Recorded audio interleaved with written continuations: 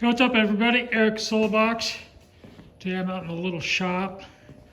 Ooh, what do we have here? New Bike Friday.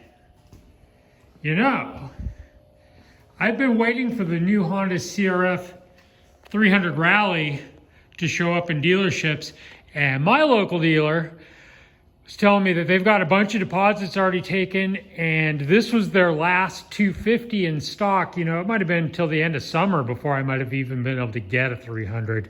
So today I went down there and bought the final 250. I just got home with it. I did about 50 miles today of freeway, highway, some double track and some single track, and my initial thoughts on this bike are very, very positive. This was a lot of fun to ride. The issue I was having with the KLR is that I was doing a lot of exploring type of riding, and finding that, you know, just the weight of the KLR was just really tiresome. I mean, it was a pain in the ass to ride. Even on double track, it's not that much fun. And what I'm finding so far with this is that it's just light years better off-road. What's it like? It's like a 250F that's underpowered and got really good road manners. I really like this. Couple of things that surprised me. I didn't think that I was going to get that much wind protection out of this little screen. And in particular, my hands, the KLR, they've got these gigantic, the stock wind protection for your hands on the KLR. Considering how big they are, you still get all the wind on the top of your hands. I didn't think these would do anything. They're actually better than the KLR. And also the stock wind protection on this is really good. It really actually surprised me quite a bit. Let's see, what else could I talk about? The super soft suspension that these are known for.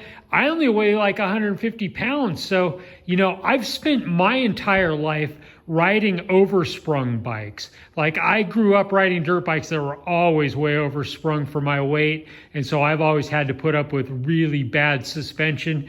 And these, where everybody complains that they're too soft, man, I like it. It's like perfect for me. So, not that I won't probably add, these forks only have one spring. I'll probably put the spring in the other side. And also there's a company that does a rear shock that's, it's called like SST or something. I can't remember off the top of my head, but they're like less than $400 for a much better shock. So, I mean, I wouldn't be above like changing out the suspension, but my initial thoughts on it, I know everybody else really complains about how soft it is, but what I found is that it's much more compliant actually than what I had in the KLR.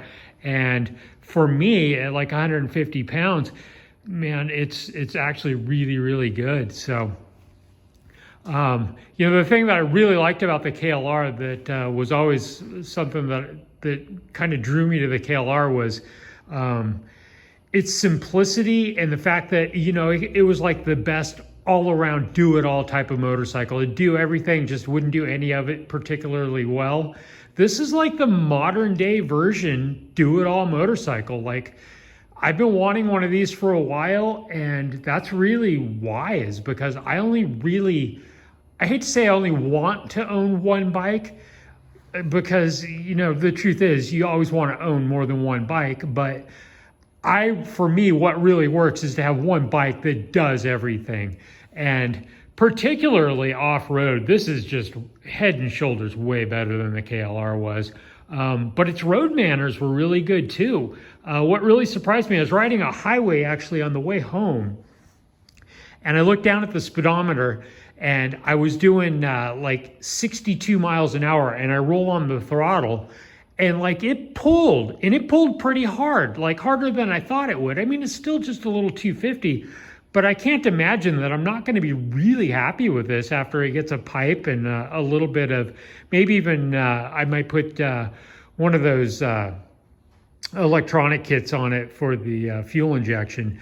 But you can certainly get more out of this little motor with just a little bit of effort. But I was really surprised, even stock, that it does what it does. You know, like 62, I rolled it on and like it was pulling pretty good with my weight on it. So, and I have my hand down in this area here to kind of get a feel for, how much wind is coming by down there where the boxes are going to need to be, because I need to set this up for adventure touring.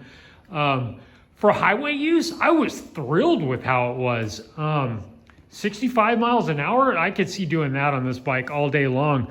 6th gear was very, very usable for me. I think a lot of people that weigh more than I do, people that are up in like the 225, 250 range, 6th gear probably isn't as useful. They're probably downshifting a lot more. But for me, 6th gear was actually pulling quite nicely. And really, ultimately, what I want to be able to do is like back highway type of riding, double track, like long, like ride to the other end of the state off-road type of riding, some single track. And you know what? So far, what I've seen for it off-road has been really good. And for the highway stuff, it's been really good too. So I think I'm really going to enjoy owning this motorcycle.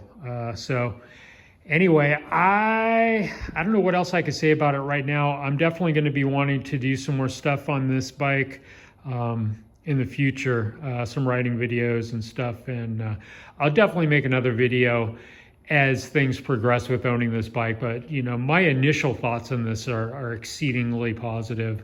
I think I'm really going to enjoy owning this motorcycle. So anyway, Eric Solobox, ride safe, everybody. Talk to you later.